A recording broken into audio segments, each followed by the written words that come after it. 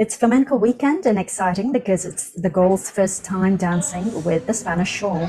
We call it the Mantón de Manila, and if you're wondering why there is the word Manila, then you can travel with your curiosity along the trading routes of old from Asia, think China and Philippines, through Latin America, think Mexico and Cuba, and all the way to Spain, think Sevilla and Cadiz. And so besides growing your physical dance abilities, you're also learning to go further by giving yourself wider cultural exposure and deeper roots into your art. Here's the beauty, the Mantón with its beautiful fabrics and textures, the colorful embroidery and the long tassels that make our dance look visually very dramatic. It's no wonder that it has a power of attraction for flamenco students, just as it was an objet de désir in Europe in the early days of trading. Just take the embroidery and then you'll see how it's evolved from the times when it depicted motifs of flowers, the camellias, the chrysanthemums, and the peonies, to what it might be today, more relevant to Spain perhaps, with the rosas y claveles, roses and carnations. But where is the beast in this?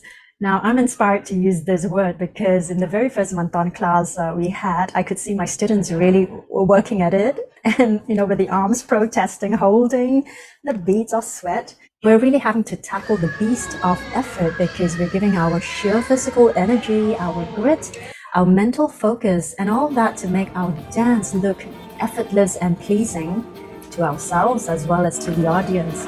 So just saying that if you're interested in learning the Mantón, you've really got to back it up with effort, perseverance, and your time to train. Okay, so let's go into beginner's tips for how to dance with the Mantón. Now, before you actually dance and move, you have to practice holding it. And in the video, I show you 2 quick ways of how you can hold it. You can hold it with your hands above and over the Mantón or below it. All right, so have a look at the video. And the very important thing is to just make sure your arms are not stuck to your body. You're actually having to air, okay? Give air and support the Mantón. So posture is very important. The other thing I told the girls to do is to feel. Now, what are you feeling? You're feeling a drape.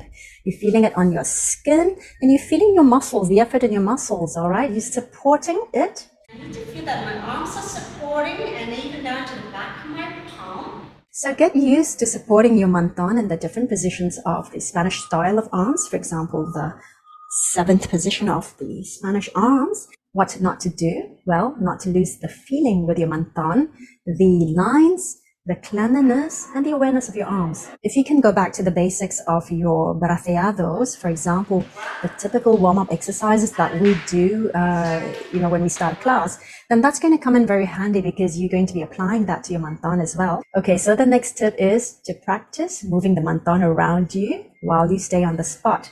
For starters, you want to work big and feel how it circles around you.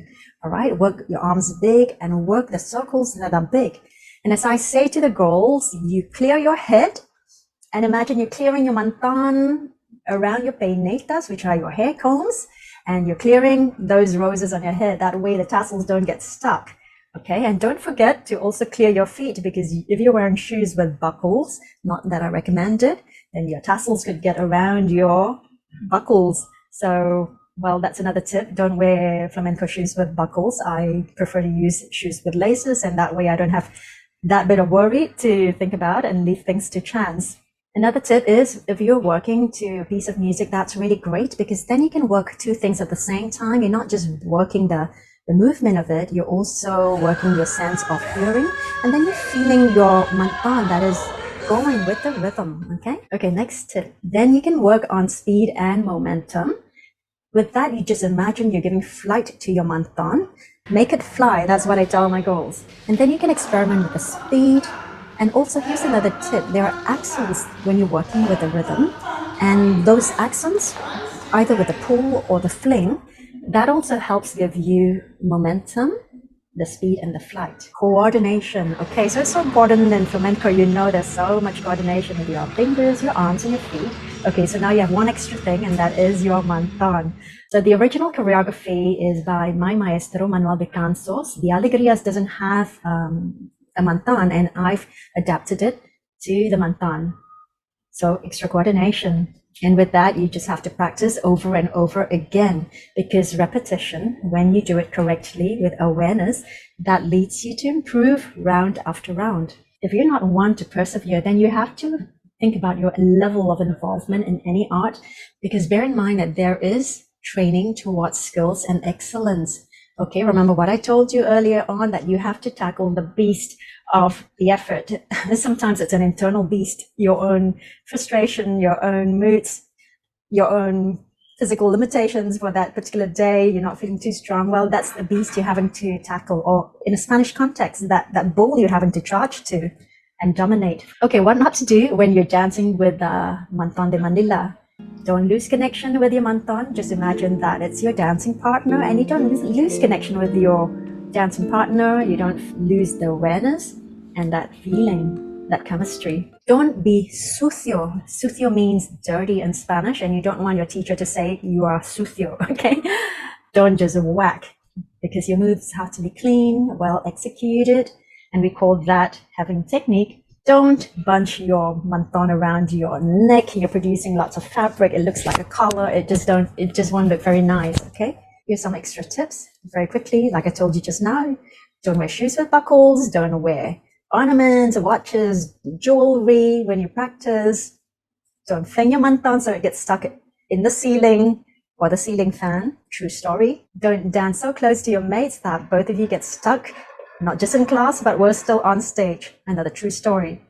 Don't practice so close to your mates that, you can cause an accident, like hooking a long eyelash, or worse, hooking a tooth. And again, very true stories.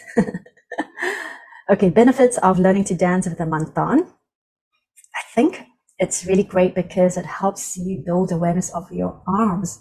Because if you weren't aware of the strength that you needed to have in your arms in your earlier classes for flamenco, this is where you really get to feel it.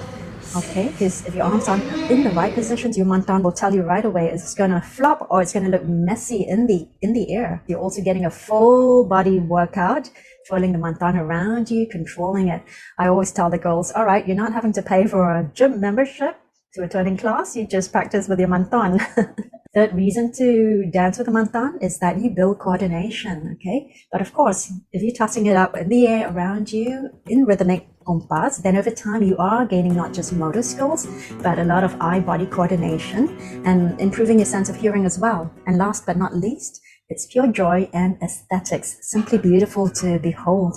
And sometimes you're not needing a reason to do something, you just do it because you love it, you just enjoy it. Now, if you'd like to appreciate some flamenco dances with Mantón, then here are some performances to catch. I put the links below.